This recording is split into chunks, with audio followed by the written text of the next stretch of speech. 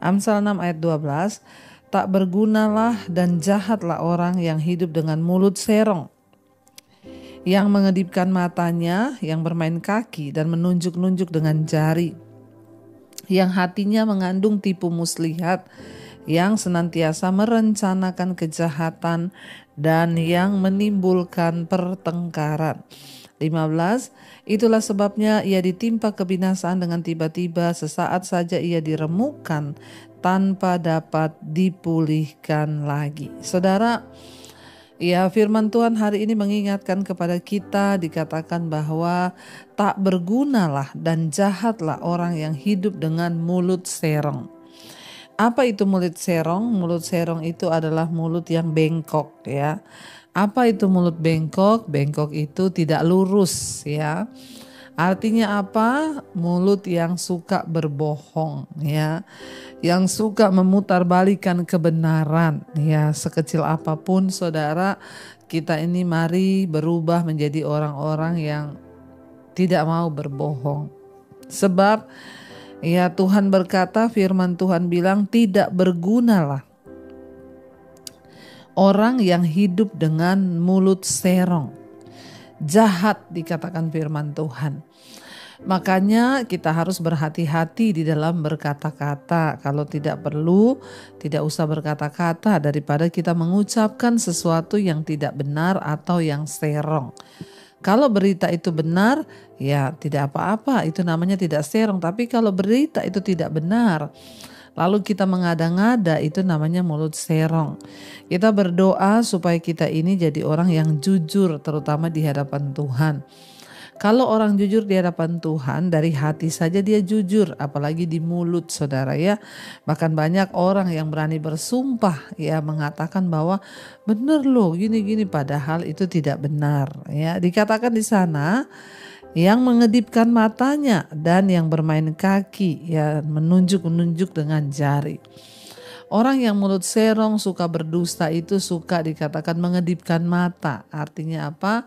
Ya suka main belakang. Sebagai anak Tuhan, orang percaya, mari kita belajar hidup apa adanya saudara. Sebab Tuhan itu mengasihi orang-orang yang mau hidup apa adanya. Ya jangan dengan suka ya bermain mata, artinya mengedipkan mata itu apa? Ya suka melakukan sesuatu yang tidak benar. Ya suka melakukan sesuatu yang serong, ya melakukan sesuatu yang jahat. Sepintar apapun kita menyimpan kebohongan, ya mungkin orang lain tidak tahu, tapi Tuhan itu maha tahu. Karena itu lebih baik kita bertobat saudara. Ayat ini dengan jelas berkata, ya jahatlah orang yang hidup dengan mulut serong. Banyak kehancuran dalam keluarga itu terjadi karena mulut serong. Tidak mau mengatakan yang sesungguhnya, menyimpan kebohongan, menyimpan dusta. Ya, bapak-bapak sebagai suami, sebagai seorang ayah, ya hiduplah dengan jujur di hadapan Tuhan dan di hadapan keluargamu. Jangan engkau bermulut serong, karena orang yang bermulut serong suka berdusta, itu jahat kata firman Tuhan. Demikian istri-istri, ibu-ibu, mari kita hidup benar di hadapan Tuhan.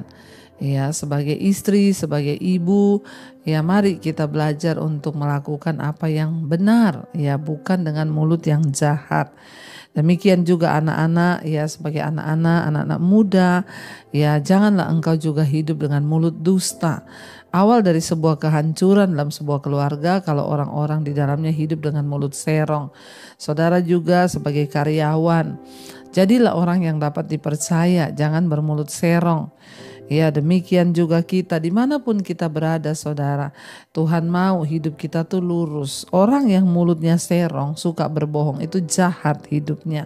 Makanya dengan jelas firman ini berkata, tak berguna dan jahatlah orang yang hidup dengan mulut serong. Orang yang suka berbohong, mulut serong itu dikatakan firman Tuhan jahat dan hidupnya itu tidak berguna. Saudara, padahal kita ada di dunia ini, Tuhan mau supaya kita ini berguna, berdampak hidup kita bagi banyak orang.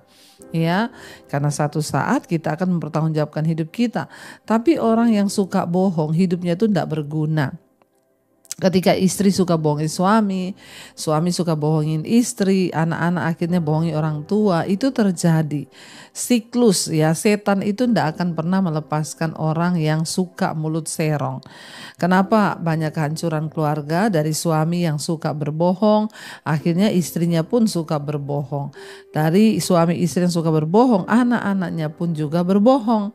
Mulutnya serong, saudara. Kita berdoa supaya hati kita, mulut kita itu selalu berkenan di hadapan Tuhan. Kenapa, saudara? Karena orang yang hidup suka berbohong itu tidak berguna, bahkan jahat dikatakan. Ya, yang dikatakan ayat 16 di sana dibilang, yang hatinya mengandung ya tipu muslihat ya. Bayangkan saudara, hatinya itu penuh tipu muslihat yang senantiasa merencanakan kejahatan dan yang menimbulkan pertengkaran. Kita ini sebagai anak-anak Tuhan harusnya ya kita datang itu justru pertengkaran itu sirna kalau ada kita. Tapi sebaliknya ada orang-orang yang kalau dia datang itu pasti terjadi pertengkaran. Ini sudah jelas orang-orang itu yang suka bertengkar, di sini bertengkar, di sana bertengkar, di sini bertengkar, di sini bikin kerusuhan, di sana bikin kerusuhan.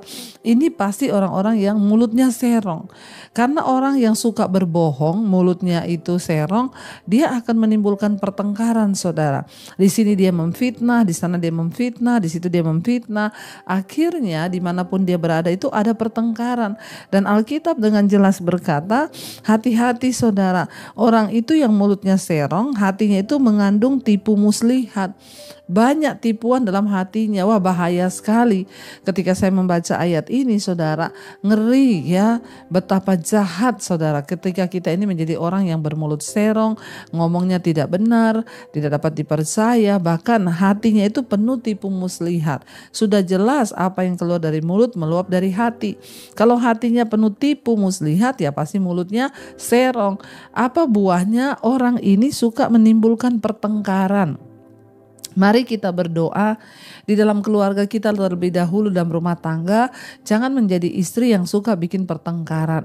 Di dalam keluarga besar ada anak akhirnya berantem dengan ya mertua gara-gara saudara orang tua yang memanas-manasi.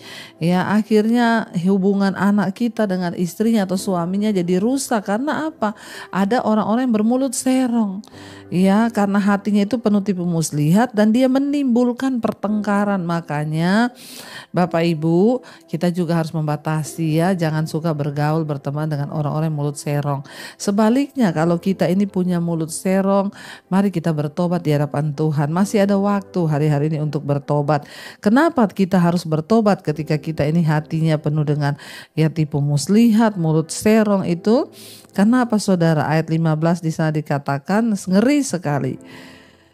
Itulah sebabnya ia ditimpa kebinasaan dengan tiba-tiba, sesaat saja ia diremukkan tanpa dapat dipulihkan lagi. Orang-orang yang suka berbohong, mulutnya penuh dusta, hatinya penuh tipu muslihat, suka menimbulkan pertengkaran. Ya kalau dia ada pasti ada pertengkaran. Orang-orang seperti ini kalau tidak bertobat, dikatakan firman Tuhan, itulah sebabnya ia ditimpa kebinasaan dengan tiba-tiba, sesaat saja ia diremukkan tanpa dapat dipulihkan lagi.